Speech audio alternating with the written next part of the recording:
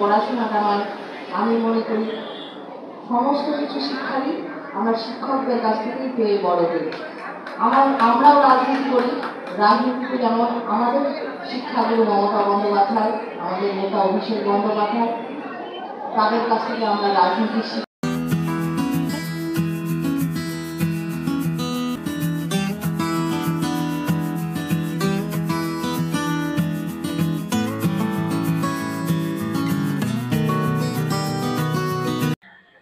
ওই বাজে আকাশ জুড়ে শুনিল,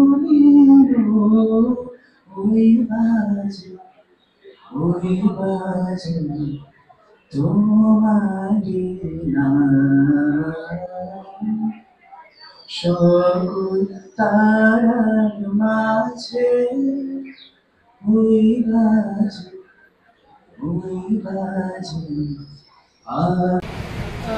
যেহেতু আমি একজন শিক্ষিকা, তাই ছাত্রছাত্রীদের সঙ্গে আমার একটা অচ্ছেদ্য বন্ধন গড়ে উঠেছে এবং যখন আমি জনপ্রতিনিধি হয়েছি তখনও আমার মধ্যেকার এই সত্তাটা আমাকে প্রতিনিয়ত বলেছে যে ওয়ার্ডের শিক্ষকদের সংবর্ধনা এবং শিক্ষকদের হাত দিয়ে ছাত্রছাত্রীদেরকে উৎসাহিত করা, এই কাজটা করে আমি ভীষণ আনন্দ পাই। সবথেকে বড় কথা আনন্দ পাই। এবং যেহেতু শিক্ষকরা হচ্ছে সমাজ গড়ার কারিগর এবং তারা আগামী প্রজন্মকে শিক্ষিত করে তোলে, আগামী প্রজন্মের দিক নির্দেশ করে, তাই কোথাও যেন সেই তাগিদ থেকেই আমি আজকে শিক্ষক দিবস পালন করছি। শুধু এই বছর নয়, আমি এই নিয়ে 3 বছর শিক্ষক দিবস পালন করি এবং আমাদের মাননীয় বিধায়ক অদিতি মুন্সি, তিনি তারই উদ্যোগে সারা রাজারহাট গোপালপুর জুড়ে শিক্ষকদের সংবর্ধনা দেওয়া হয়।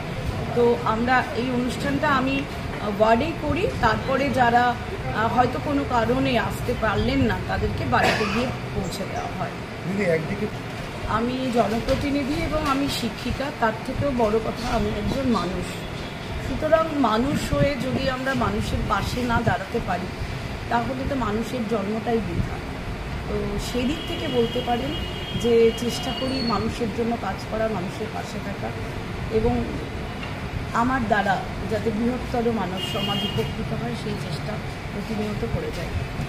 আজকের অনুভূতিটা কীরকম হলো? দেখুন, এখানে কিন্তু শুধু আমার 8 নম্বর ওয়ার্ডের যারা রয়েছেন তারা আমাকে সংবর্ধিত করেছেন তাই নয়, আমার হোম ওয়ার্ড যে 10 নম্বর ওয়ার্ড সেখান থেকেও অনেকে এসেছিলেন আমাকে শিক্ষক দিবসে শুভেচ্ছা জানাতে। এটা আমার কাছে ভীষণ বড় পাওয়া। আপনি একজন শিক্ষিকা। আজকের অনুষ্ঠান, আজকের দিনটি আমাদের কাছে খুব আনন্দের, খুব গর্বের, খুব স্মরণীয়। 3 সেপ্টেম্বর সর্বপল্লী রাধাকৃষ্ণনের জন্মদিন, যেই দিন থেকে ছোটবেলা থেকে আমরা টিচার্স ডে হিসাবে পালন করে আসি।